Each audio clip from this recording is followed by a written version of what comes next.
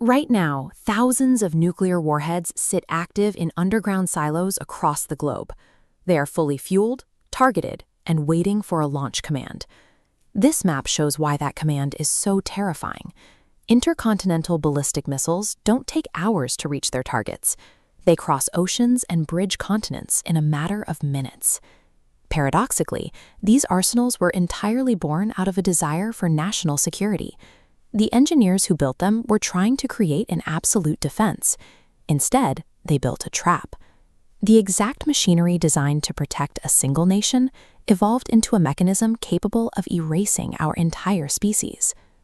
In the early 20th century, physics laboratories looked quite different. Scientists were focused purely on observation, mapping out the atom, which they believed to be the absolute smallest, indivisible unit of matter. Then, in 1938, German researchers proved that theory wrong. As you can see, by firing a particle into a uranium nucleus, they managed to split the atom in half, a process called nuclear fission. The resulting split released a massive, hidden reserve of energy. Physicists soon realized that fission could trigger a domino effect. If the energy from one splitting atom forced its neighbors to split as well, it would create a self-sustaining chain reaction, releasing an exponential, uncontrollable surge of power. This theory arrived as Europe entered World War II. Allied intelligence feared that if German scientists mastered this chain reaction, they could build a single bomb capable of erasing whole divisions in one blast, effectively deciding the outcome of the war. The U.S. response was the Manhattan Project. It was an operation so highly classified that thousands of its own workers had no idea what they were actually building. The military constructed secret laboratories deep in the desert, gathering the brightest minds on the planet. Tasked with turning theoretical physics into a functional weapon was J. Robert Oppenheimer. He drove the exhausting day and night calculations on uranium and plutonium required to make the bomb a reality. The math culminated on the morning of July 16, 1945. In the middle of the New Mexico desert, scientists hunkered down in bunkers and watched the countdown for the Trinity test. In a fraction of a second, the detonation created a flash brighter than the sun. A massive fireball consumed the desert floor, sending a shockwave for kilometers as a towering mushroom cloud climbed into the atmosphere. The Trinity test proved that a few kilograms of plutonium could release the same energy as 18,000 tons of conventional explosives. For the first time, mankind possessed a device that could destroy from a distance with a single strike. By August 1945, the war in Europe was over, but fighting with Japan continued. The United States demanded an unconditional surrender. Japan refused. On the morning of August 6th, an American bomber named the Enola Gay flew over the city of Hiroshima and released an atomic bomb codenamed Little Boy. In seconds, a thriving city became a sea of fire.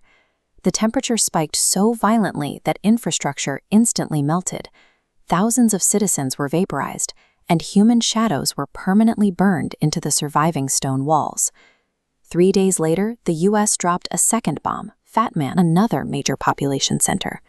Facing the instant eradication of 2 cities and the loss of hundreds of thousands of lives, Japan surrendered. World War II was over. The destruction of these cities signaled a shift in global politics. Diplomatic leverage no longer depended solely on the size of an army, but on the possession of a weapon that could erase a civilization in an afternoon. The American monopoly did not last. The Soviet Union soon tested its own atomic weapons, kicking off the Cold War arms race. Both superpowers began mass-producing warheads, constantly hiding thousands of fully armed missiles in deep underground silos and loading them onto submarines patrolling the ocean floor. The tension peaked during the 1962 Cuban Missile Crisis. The Soviets deployed nuclear missiles just off the coast of Florida, and a full-scale exchange was narrowly avoided through back-channel diplomacy. This constant brinkmanship shifted daily life. Civilians built fallout shelters in their backyards, and schools taught children to duck and cover under their desks to survive an attack.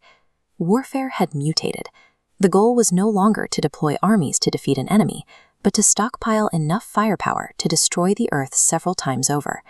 And the blast radius is only the initial threat.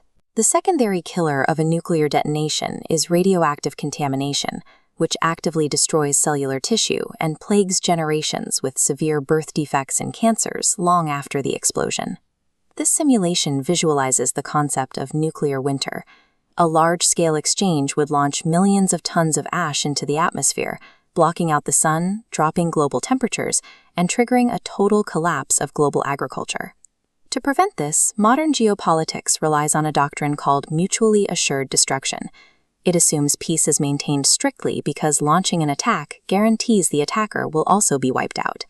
But this doctrine has a severe built-in flaw. Retaliation systems are heavily automated. We have nearly triggered a nuclear apocalypse several times, simply due to radar glitches, technical errors, and human misunderstandings.